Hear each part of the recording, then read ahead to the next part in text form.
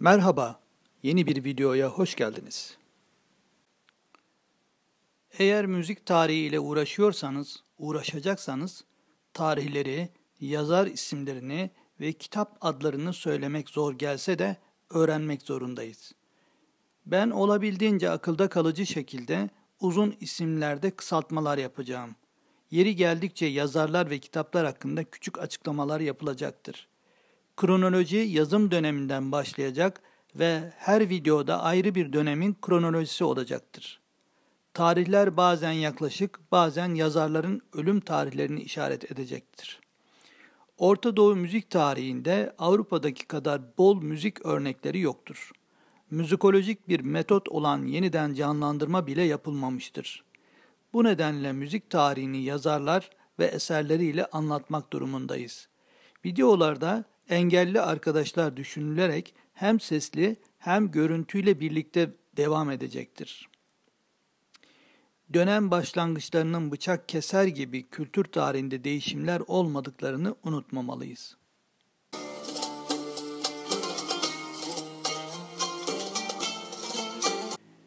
Müzik tarihi yazım dönemi. İslami dönemden sistemciler dönemine. 610 yılından 1234 yılına kronolojik düzenleme.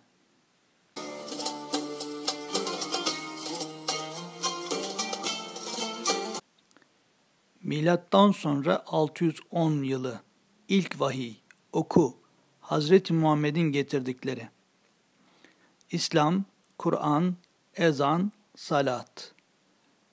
Hazreti Peygamber döneminin sanatçıları Zeynep, Ernep, Hammame 3 tanedir. Bu döneme kadar gelen sözel türler nasp, hüda ve sınat da denir ve hezeç. Henry George Farmer bu dönemde 2 ekol öngörür. Bunlardan birincisine Hicaz Gına ekolü denir. Öncüler Süreycoğlu Türki ve Habeşli İbn Miscah ve öğrencileri. Süreycoğlu Türki hakkında kısaca bir bilgi vermek gerekir. Çünkü çok tanınmayan, üzerinde araştırma yapılmamış bir öncüdür. Hazreti Ömer zamanında Mekke'de doğdu, orada öldü. Annesi Raika ile ağıtçılıkla şarkıcılığa başladı. Farsça şarkıları Arapçaya uyarlayıp yeni besteler yaptı. Besteciliği geliştirdi. Şelpe tekniğiyle Mekke'de ilk ut çalan kişidir. Parmak pozisyonlarını, tel adlarını Arapça belirledi. Medine'de Hazreti Hüseyin'in kızı Sükeyne'ye hizmet etti. İkalar ortaya koydu. Seb'a savt denilen bir formu icat etti. Takipçileri Habeşli İbn Miscah, İbn Muhriz, Tuveys, Gariz, Azze ve Cemile adlarındaki şarkıcılar.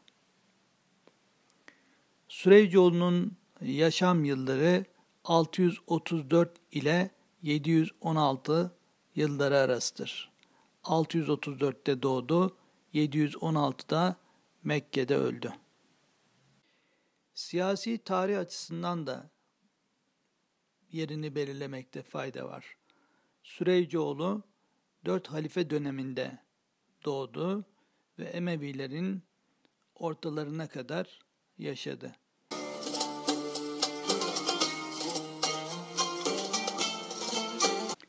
Emeviler 750 yılında yıkıldılar, yerine Abbasiler kuruldu. Şimdi kronolojimize devam edebiliriz. 732 Orhun anıtlarının dikilişi. 750 ile 830 yılları arası Beytül Hikme denilen merkezde Aristo, Öklit, Nikomakus, Galenus gibi Grek filozoflarının eserlerinden tercümeler yapıldı. musiki ile ilgili bölümlerin de yer aldığı bu tercümelerde ses fiziği, İK yani ritim, name, müzik, astronomi, kozmoloji konuları yer almaktaydı. 752 yılı Yunus Katip, Süreycoğlu'nun öğrencisidir. Şarkıcı, besteci, yazar. Kitabul Egani ve Kitabun Nagam adlarında 2 kitabı vardır. Bilinen ilk şarkılar ve nameler kitabı Yunus Katip'in eseridir. Kayıptır. 786 Halil bin Ahmet'in ölüm tarihidir. Şiirde aruz ikasını icat eden adamdır. Kitabul İka ve Naam konularında eserleri vardır. Aruz, İka, Name konularındaki bu kitabı kayıptır. 869 tarihinde ölen Cahiz Türki, Tabakatul Mugannin adlı bir eseri vardır. Müzisyenler tabakasını anlattığı biyografik bir anlatım sergiler. 967 yılında ölen Ebu'l-Fereç İsfahani, Kitabul Egani yani şarkılar kitabını yazdı. Kısa biyografiler ve şarkıların yer aldığı bu eser 24 cilt kadardır. Farmer'ın yapmış olduğu sınıflandırmaya göre Grek takipçilerinden bahsedilen kısım burası olacaktır. Önce yıl, sonra yazar, sonra eser, sonra da tür konusunda bilgi verilecektir. Eserin türü konusunda. Aşağıda anılacak olan yazarların hepsi Grek takipçisi oldukları anlamına gelmiyor. Zaman zaman farklı sahalardaki müzikle ilgili eserler de karşımıza çıkacaktır.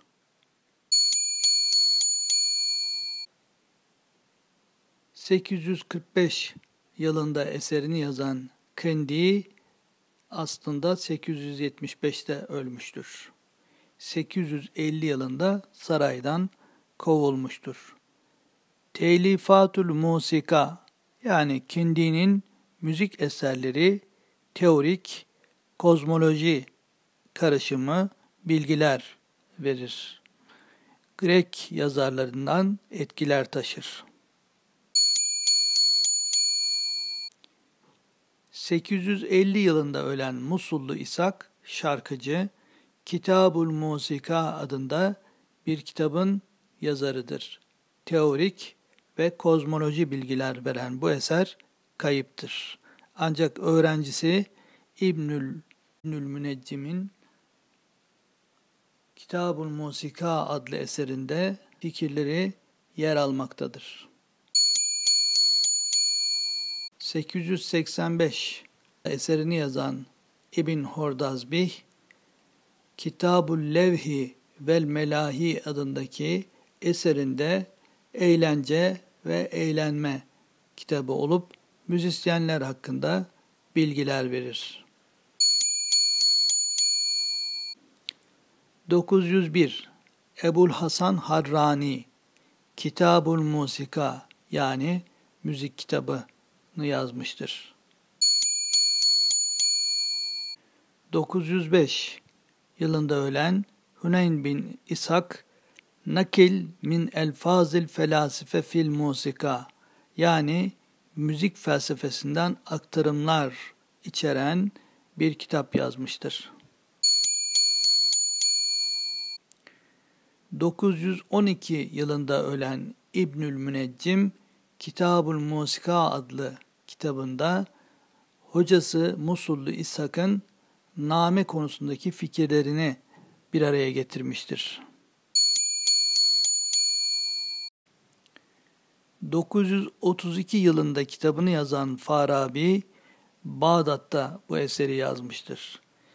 Eserinin adı Kitabul Musikal Kebir, yani Büyük Müzik Kitabıdır.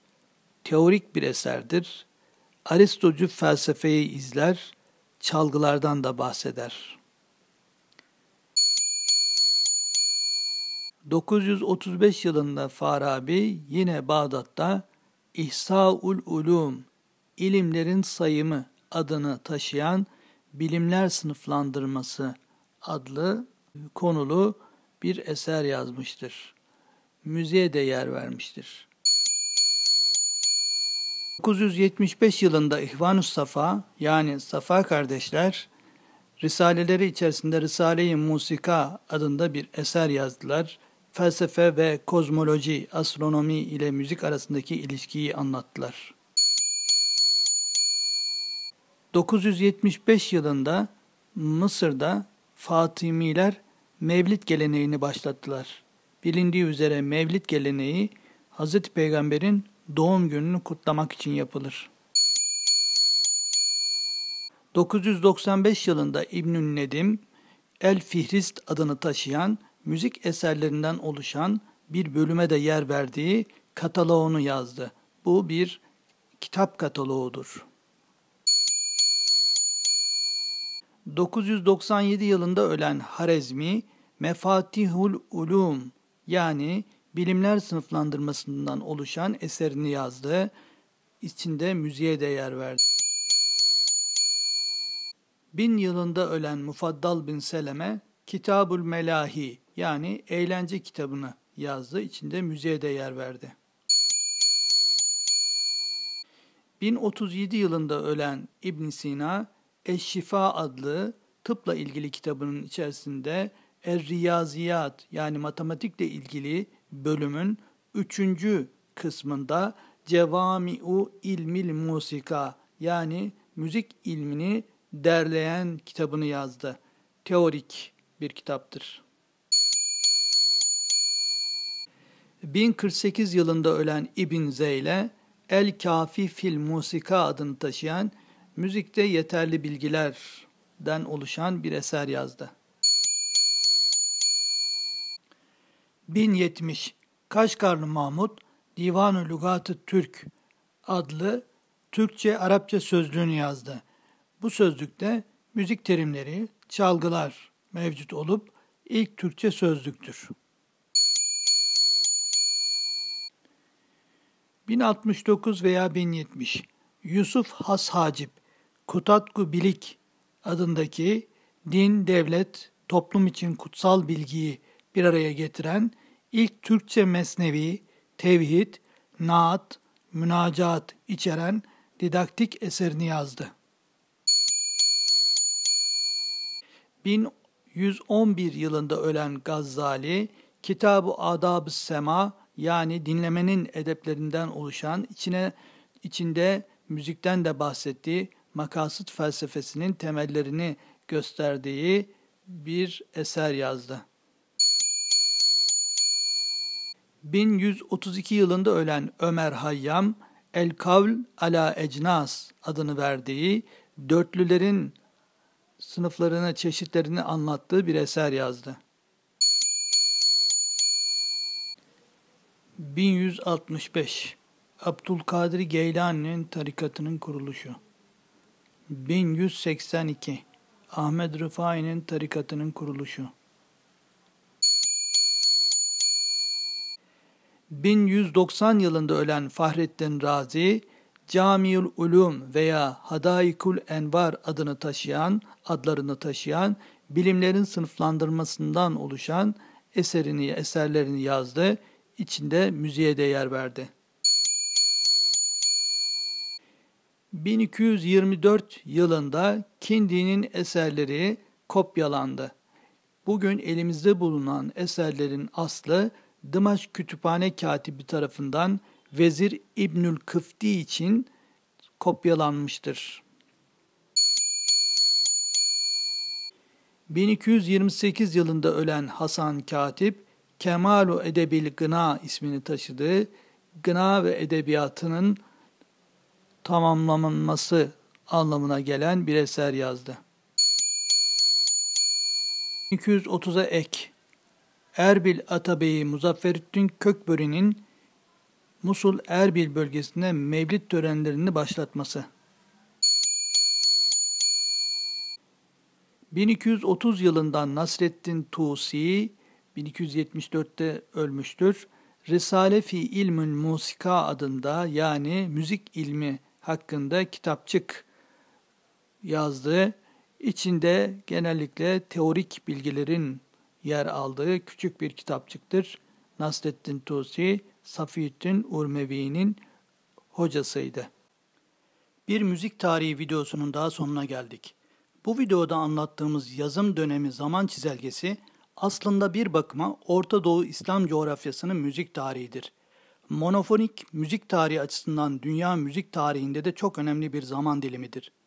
Türk müziği tarihinin gelişim gösterdiği coğrafi alanlardan biridir. Yazılan eserlerin çoğu Arapçadır. Neden teorik eserlerin çoğu icracı yönüyle öne çıkanlar değil de filozoflar tarafından yazıldığı konusunu bir videomuzda işlemiştik. Yazım döneminin özelliklerini değerlendiren bir grup videolar da yapmıştık. Kronolojide yer alan önemli kişiler de zamanla videolarda yerlerini alacaklardır. Videoları olabildiğince kısa tutuyoruz. Burada veremediğimiz ilave kaynaklara ve bilgilere ulaşmak için çok önemli 3 araştırma öneriyoruz. 1979'da basılan Emnon Shiloah'ın The Theory of Music in Arabic Writing, 1991'de basılan İsmail Raci Faruki'nin İslam Kültür Atlası Ses Mühendisliği bölümü, 2016 yılında basılan Recep Uslu'nun Müzik Bibliografyası 1. cilt Arapça-Farsça eserler bölümü.